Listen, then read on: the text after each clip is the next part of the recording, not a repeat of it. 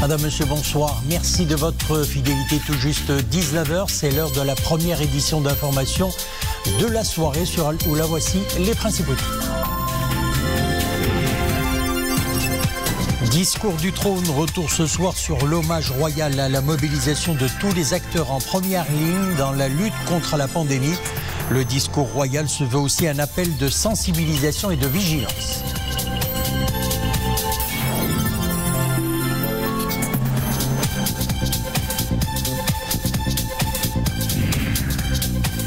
Peut-on faire du sport quand on est atteint du Covid-19? La réponse est non, et c'est la Société marocaine de cardiologie qui le confirme. Pratiquer une activité physique en étant positif est synonyme de danger de mort. Éclairage dans ce journal.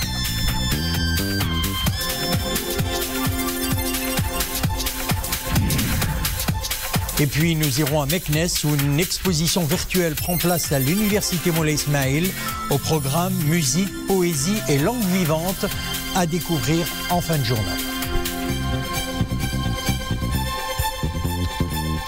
L'un des axes majeurs du discours du trône adressé par Sa Majesté le roi Mohammed VI samedi dernier, celui de la sécurité. Sa Majesté le roi Mohammed VI appelle à la vigilance car, explique le souverain, la pandémie du coronavirus subsiste et la crise n'est pas encore terminée. Un discours royal dans lequel le souverain met en exergue la mobilisation des professionnels de la santé dans la lutte contre la Covid-19. Nisrine Naouzdar. Alhamdulillah, wassalatu wassalamu ala moulana rasulillahi wa alihi wa sahbihi, Jabi al-Aziz. Dans son discours adressé à la nation à l'occasion de la fête du trône, Sa Majesté le roi a rendu un vibrant hommage à la mobilisation de tous les acteurs en première ligne dans l'épuisante lutte contre le Covid-19. Cette force et cette résilience ont un socle, a précisé le souverain. Il s'agit de la cohésion nationale et de l'attachement unanime aux composantes du royaume avec ses symboles sacrés.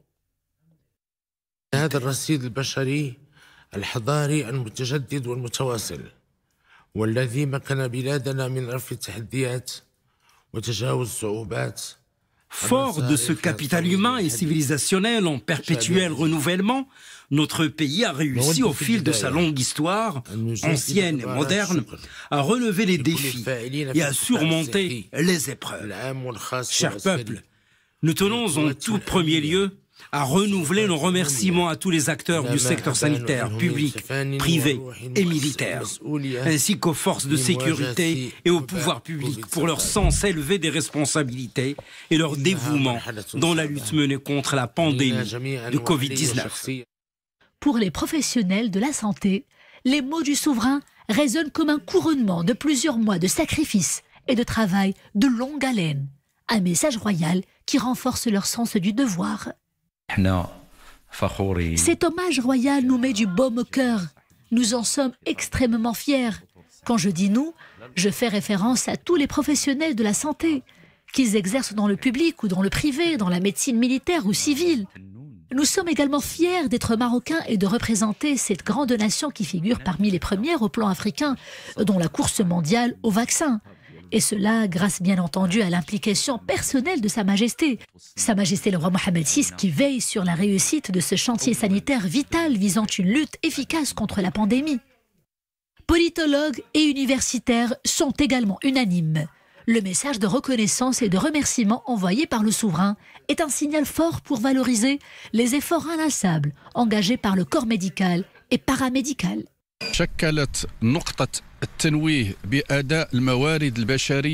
Le fait que Sa Majesté le roi Mohammed VI mette l'accent sur l'important rôle joué par les professionnels de la santé dans le contexte difficile lié au Covid est une chose extraordinaire et toute pleine de symboles. Cela revêt le caractère hautement humaniste qui a toujours caractérisé les discours royaux. En tant que Marocains, nous ne pouvons qu'être fiers de ces fortes marques de gratitude venant du plus haut sommet de l'État.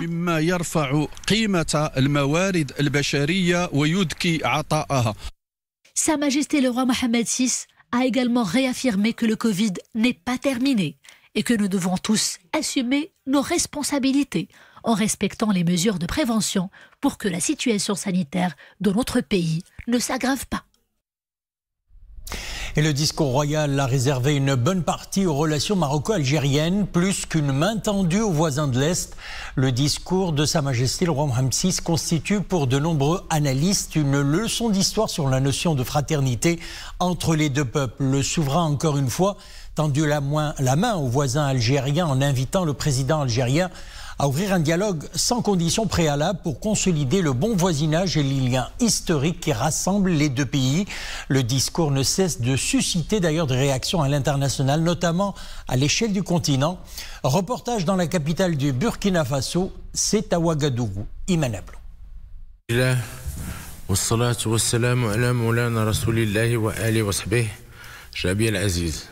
Mettre fin à l'usure causée par les héritages du passé. L'appel royal est solennel et renvoie à la vision stratégique de Sa Majesté le roi Mohammed VI pour le Maghreb et tout le continent. À Ouagadougou, comme bien d'autres capitales africaines et mondiales, le discours du trône est un appel sincère lancé à l'Algérie pour construire des ponts de confiance et de dialogue, établir les bases de bon voisinage et tourner la page des différends.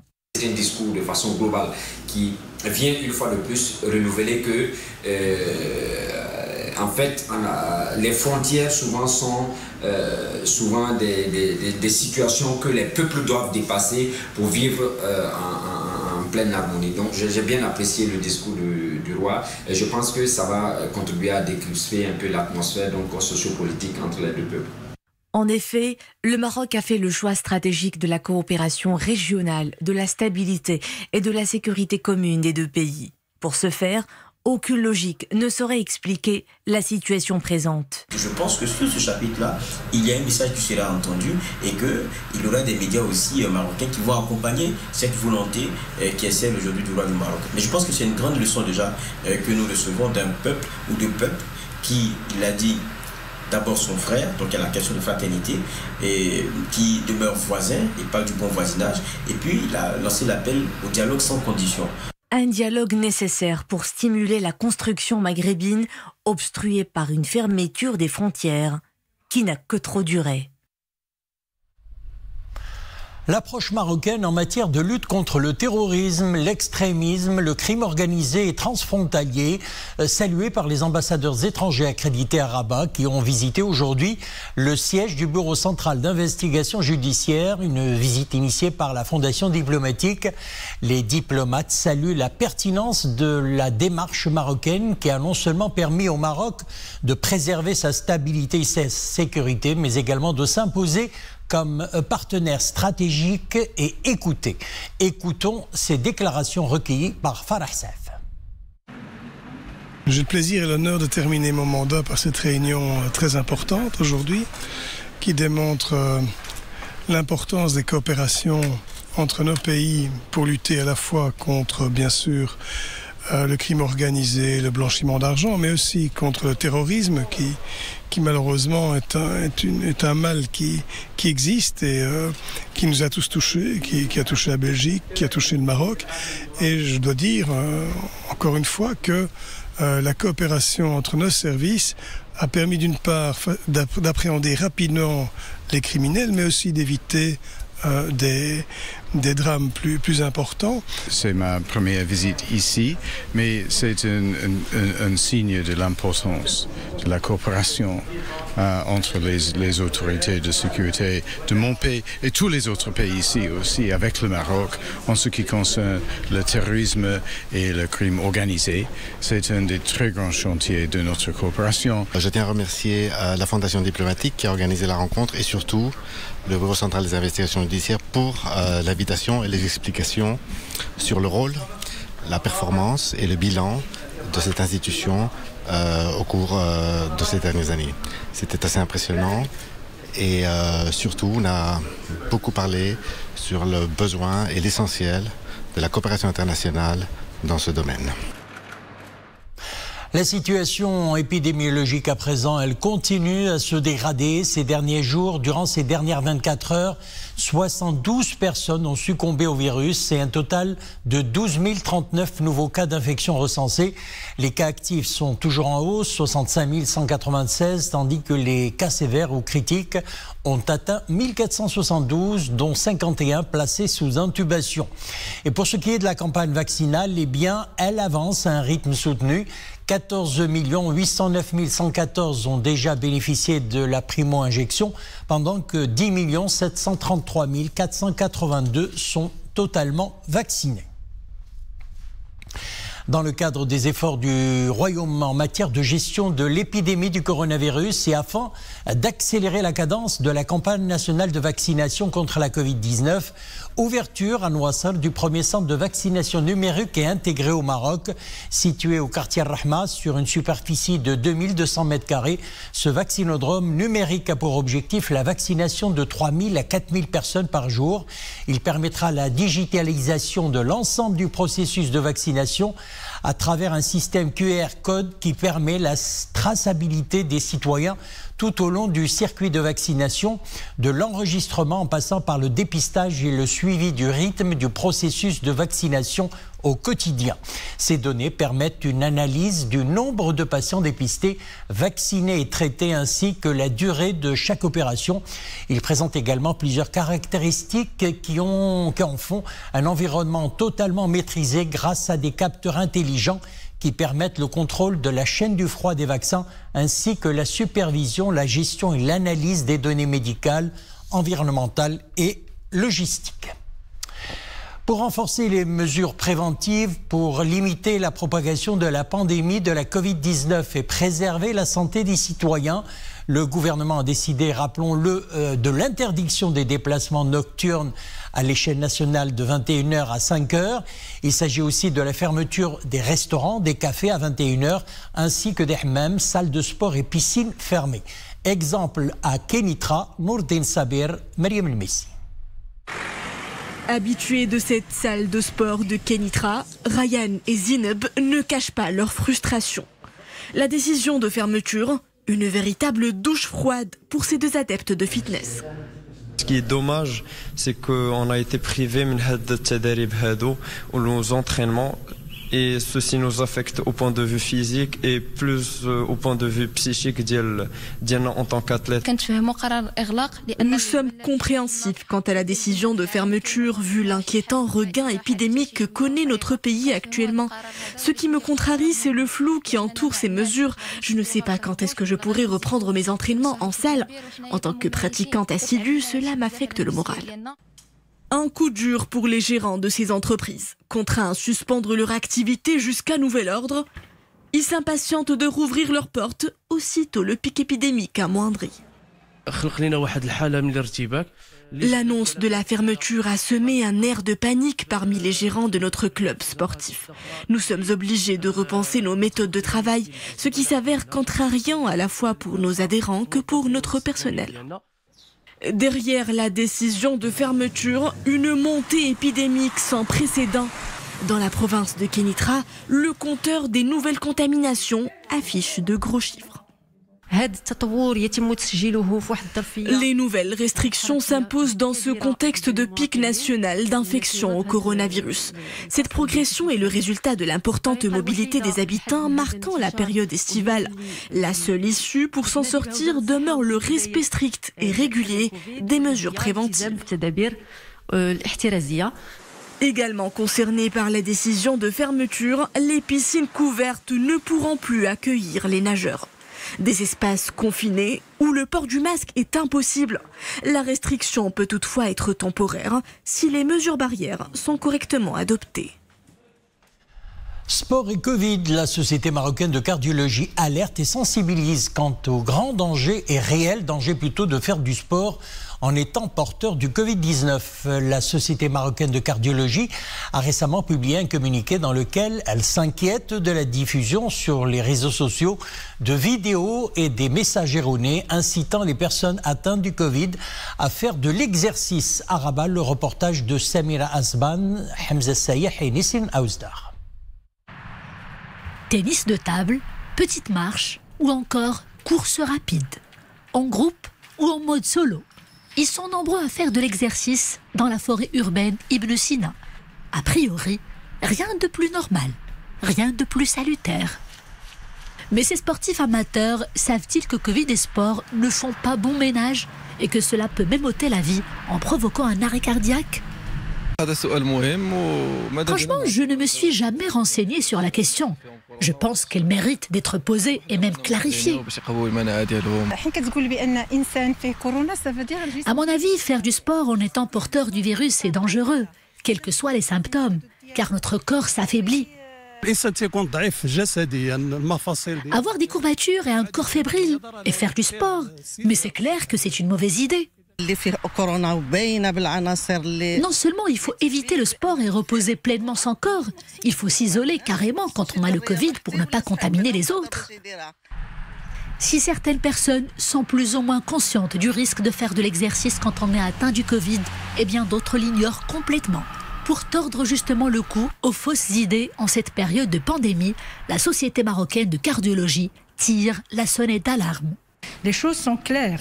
Lorsqu'on a une maladie virale, et surtout s'il y a de la fièvre ou des symptômes respiratoires, des courbatures, des symptômes digestifs, la pratique du sport intense peut être vraiment dangereuse parce que le virus peut atteindre le muscle cardiaque et entraîner son inflammation. C'est ce qu'on appelle dans notre langage médical la myocardite. Et cette myocardite prédispose à des troubles du rythme et peut être à l'origine d'un décès brutal, ce qu'on appelle la mort subite, surtout pendant l'effort. Mais quand exactement un patient Covid peut-il reprendre l'activité physique? La reprise ne pourra se faire que plusieurs jours, une dizaine de jours après la guérison, et bien sûr à condition qu'il n'y ait pas de symptômes. Chez les personnes qui ont des symptômes cardiaques, des douleurs thoraciques, qui sont essoufflées ou qui ont des palpitations, ils doivent absolument consulter le cardiologue qui doit s'enquérir de l'état du cœur avant de décider d'une éventuelle reprise, après avoir effectué des examens nécessaires. Et souvent ces personnes doivent retarder la reprise, parfois qui peut aller jusqu'à plusieurs mois lorsqu'il y a une atteinte du muscle cardiaque. Bien surveiller donc son rythme cardiaque et se montrer patient jusqu'à la guérison et bien des semaines plus tard. Voici la règle d'or pour que les effets positifs du sport ne virent pas au drame. À quelques semaines des élections législatives et comme chaque soir, nous vous proposons un aperçu du programme électoral d'un parti politique. Ce soir, c'est avec le président du Rassemblement national des indépendants, Aziz Akhnouch.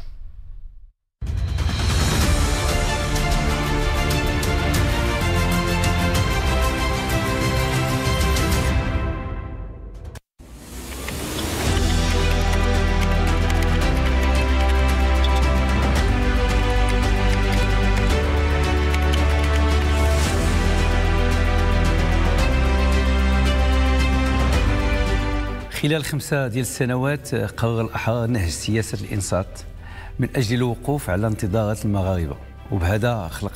5 ans durant, le RNI, le Rassemblement national des indépendants, pratique la politique de l'écoute. Pour identifier les attentes des Marocains, nous avons ainsi créé une rupture avec la méthode classique de travail des partis politiques. Sa Majesté le roi Mohamed VI, que Dieu le préserve, avait attiré l'attention des forces politiques et dans de nombreuses occasions sur les problématiques qui existent. Il n'est pas normal de perdre du temps dans d'autres considérations au moment où les Marocains ont des attentes urgentes. Notre rôle, c'est de répondre à ces attentes. Nous étions tout le temps présents sur le terrain. Nous avons tenu des réunions au plan national, dans toutes les régions, dans toutes les provinces. Et le RNI appuie également à travers son programme intitulé 100 jours sans ville, préciser les priorités au plan local dans les villes moyennes et petites. Notre programme national et nos programmes locaux sont axés sur vos priorités et les priorités des Marocains. Le RNI est le premier parti à annoncer son programme et à le mettre à la disposition de tous les Marocains. Vous pouvez d'ailleurs le consulter et même le télécharger depuis le site internet du parti rni.ma. Le programme du RNI pour l'étape prochaine est clair. Chiffre à l'appui, il est concrétisable avec 5 engagements, 25 mesures. Nous avons la vision et la compétence pour la création de plus d'1 million de postes d'emploi.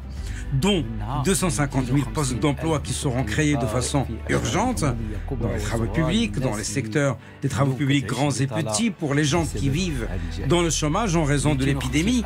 Il y aura également 250 000 opportunités entrepreneuriales par l'octroi de prêts d'honneur sans intérêt d'un montant pouvant atteindre 100 000 dirhams.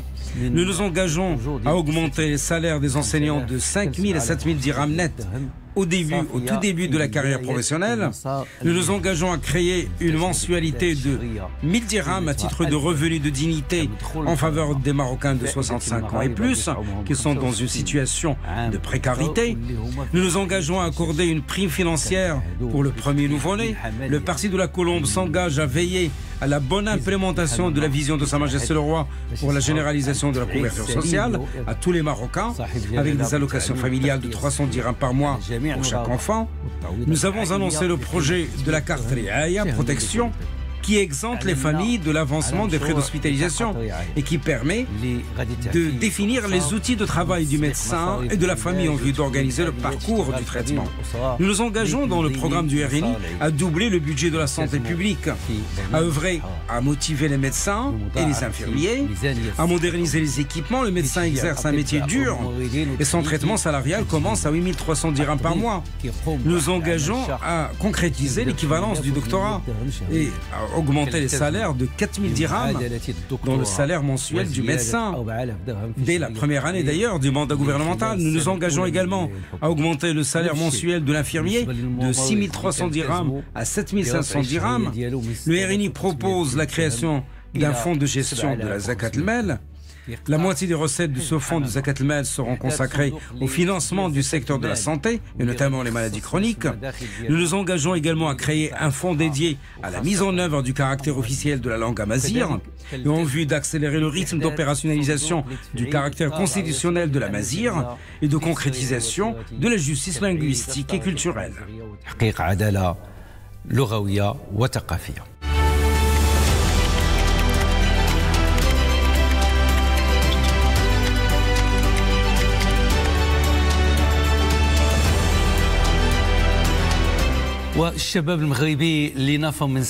Les jeunes Marocains sont en désaffection de la chose politique.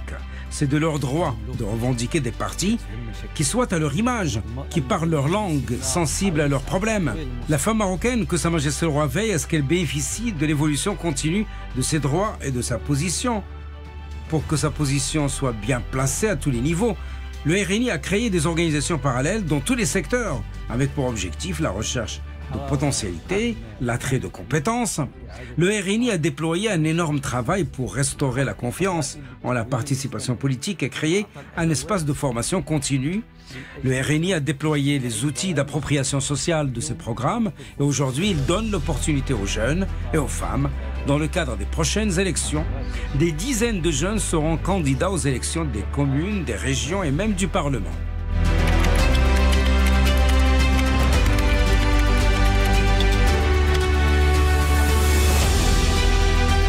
عندنا طاقات كبيرة بينات على قدرتها في إنجاح الاستراتيجيات الوطنية. Nous avons de grandes compétences qui ont fait preuve de leur capacité en imprimant le succès à de grandes stratégies nationales. Et nous avons également de nouveaux visages convaincus par le parti et qui ont décidé de rejoindre la dynamique du RNI. Le choix des candidats doit être donc conforme à l'aspiration politique de notre programme. Nous avons ouvert l'Académie des indépendants pour accompagner les partisanes et partisans et renforcer leurs compétences. Ceci facilite pour nous le choix adéquat des candidats sur la base de critères très clairs.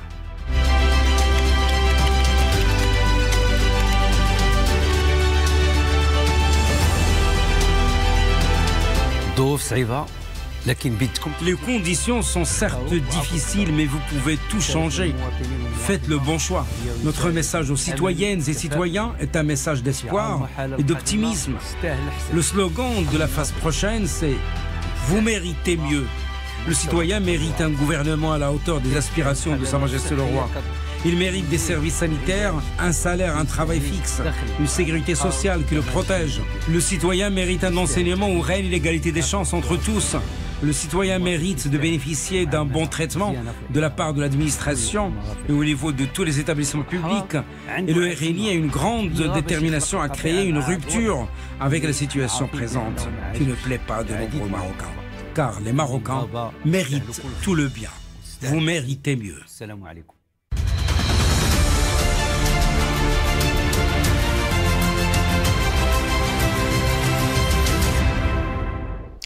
Direction à présent Meknes, où l'université Moulay Ismail abrite la 2e édition de son exposition virtuelle, une programmation alléchante qui donne à voir des créations dans des domaines tels que la musique, la poésie ou encore les langues. Reportage Brahim Lrouti, Marim El Messi.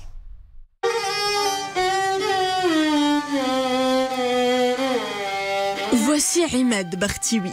Muni de son fidèle compagnon, le violon, ce jeune étudiant livre une performance époustouflante devant le regard admiratif de l'assistance. Ce club est un véritable levier d'épanouissement artistique. Il nous permet à nous, étudiants, de mettre en avant nos vocations, qu'elles soient culturelles ou sportives, et d'autre part de nous ouvrir sur la société civile via nos diverses participations. Comme Imad, ils étaient nombreux à prendre part à cet événement para-académique. Un événement qui fait la part belle aux jeunes talents de l'université Moulay Ismail de Meknes.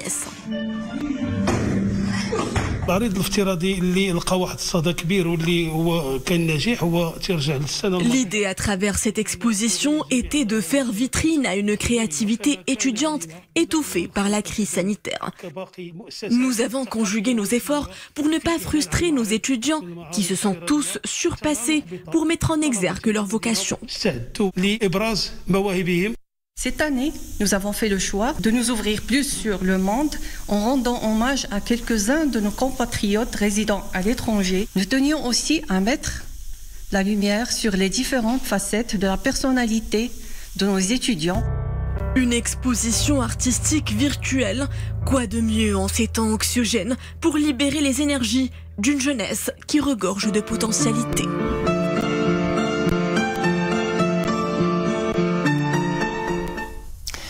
Merci de nous avoir suivis. Demain à la même heure et à la même place, Iman Ablou. Excellente soirée et à bientôt.